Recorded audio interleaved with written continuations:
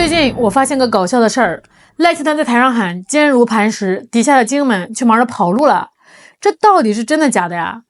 咱们先聊聊这个逃王潮。在民进党的嘴里，台湾现在的是坚如磐石啊，老百姓的是斗张扬。可是现实呢？现实是这帮人口中的石头正一个接一个的往海对面滚。根据外媒 CNN 4月5号的报道，台湾省现在正悄悄掀起一股出走热。这跑路的可不是什么普通吃瓜群众，全是那种手上有点钱，脑子里装点高科技的精英层。报道里提到一个陈女士，33岁，职业是数据分析师。她早在2025年就利索的搬到了美国，现在呢正伸长了脖子等着拿绿卡呢。这位陈女士的心态很有意思啊，她的一番话简直就是现在岛内很大一部分人的心声。她说，我既不想当中国人，但我更不想为那点台独的破事儿去吃香子儿。你听听，这不就是精致利己主义吗？他这种人啊，平时在社交媒体上可能会发点什么爱台湾的口号，可是一听说赖清德要拿几百亿去买导弹，一听说要延长兵役，他脑子里第一反应不是保家卫国，而是大姐我先撤了，你们慢慢玩。这种陈女士在台湾多吗？多的让你数不过来。现在的台北、台中那些高端写字楼里最热门的话题不是今天股票涨了没，而是哥们儿，你家那新加坡的账户开好没啊？土耳其的护照现在多少钱能拿下来？从金融界的高管到半导体工厂的核心骨干，这帮人正悄无声息地开启了末日备用计划。那这股子逃亡潮就像一群大难临头前的耗子，正疯狂地逃离那艘被赖清德搞得快要漏水的破船。这就是赖清德给全台湾带来的安全感吗？这叫安全感吗？这分明是催命符呀！大家肯定得问了赖清德这么能折腾，他的底气从哪儿来的呀？这家伙聪明着呢，他知道自己几斤几两，所以呢，他就把所有的赌注全压在了美国老大哥身上。但他去求人家办事儿，总得带点伴手礼吧。一般的烟酒人家可看不上哦。赖清德一咬牙一跺脚，直接把台湾的命根子台积电给打包送过去了。这个事儿做的那叫一个惊天动地啊！他为了向特朗普表忠心，不仅默许台积电把最先进的制程搬到亚利桑那州那个沙漠里喂蚊子，还拍着胸脯保证，到2032年台湾要往美国投资3500亿美元。各位，3500亿美元啊！你算过这是多少钱吗？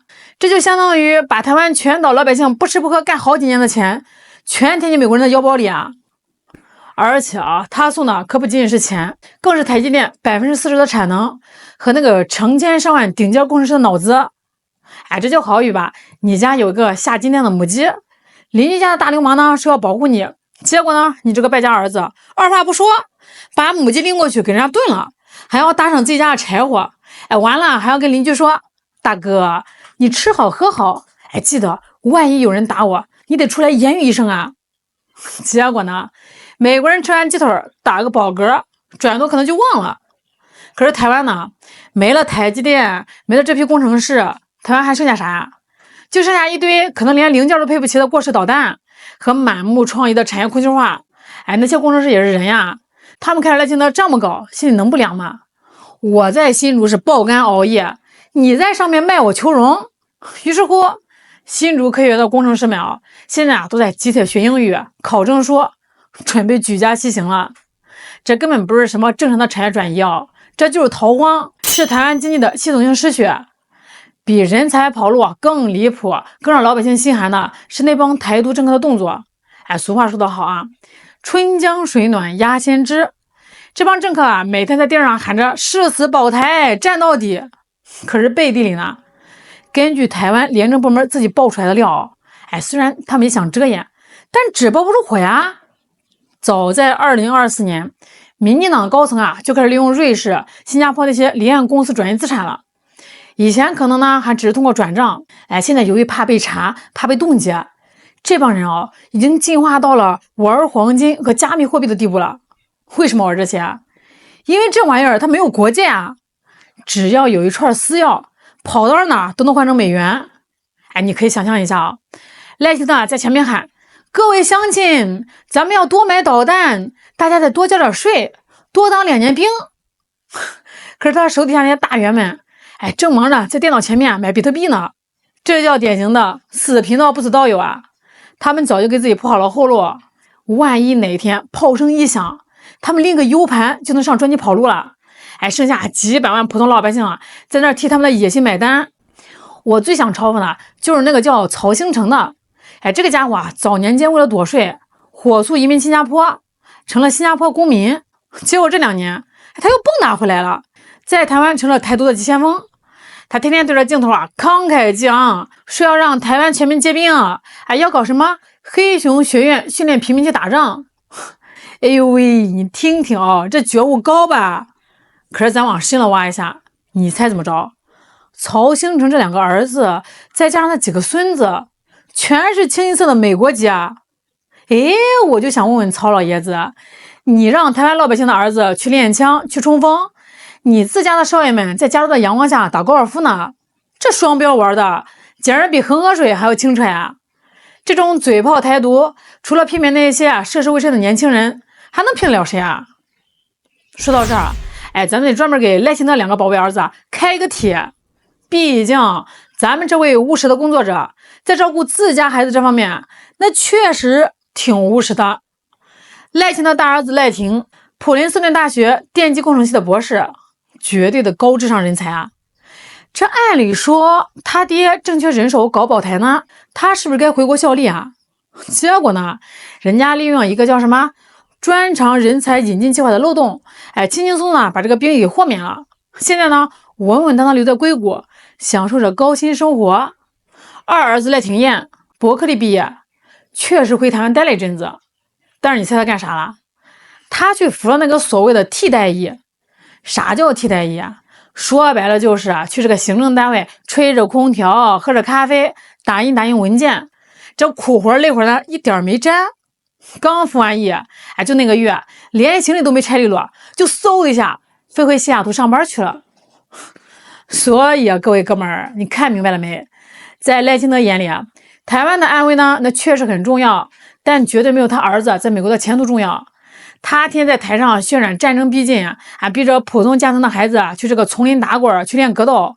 可是，一旦真有事儿，他自家的少爷们连根头发丝都不会掉。这种极致的自私，也难怪台湾民众不买账。2025年那份民调简直是抽向赖清德一记响亮耳光。超过80%的受访者都明确表示不愿意为台独而战。老百姓不傻呀，他们会想，你赖清德的儿子都在美国挣美元，凭什么让我儿子去吃子弹？你曹兴诚的孙子在抱洋娃娃，凭什么让我的孙子去抱炸药包？这种不对等的代价，谁干谁是冤大头。CNN 这篇报道出来之后，民进党内部那是炸了锅了，各种洗地的骚操作接踵而至。有个叫陈冠廷的立委赶紧跑出来发文那个词写的那叫一个感人肺腑。他说，咱们台湾的建设多好啊，工位水平领先国际，台湾人得守护自己的地盘，与其去别人家当客人，不如在自己家当主人。哎呦喂，我真是气笑了陈冠廷今年40岁，可他凭什么能当上立委？难道是因为他能力出众，白手起家？拉倒吧。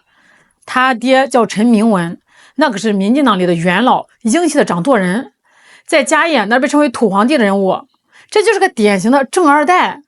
他出生就在终点线上。他这种人就在装修豪华的立法院里指点江山，当然觉得守护国家这4个字说起来真轻松，因为他知道，就算是天塌下来了，他爹留给他那点家底也足够他飞往世界上任何一个安全的地方。这种人说这种话简直就是对普通民众最大的侮辱。正如赵少康说的，民进党这帮立委有一个算一个，既然你们天天喊着要战，那就请你们签署一份承诺书，承诺一旦冲突爆发，你们必须全家老小顶在第一线。你猜怎么着？这个承诺书发下去保准这帮嘴炮战士跑得比陈女士还要快。那聊到这儿大伙儿呢应该都看透了，赖清德现在玩这一套说白了就是4个字儿：竭泽而渔。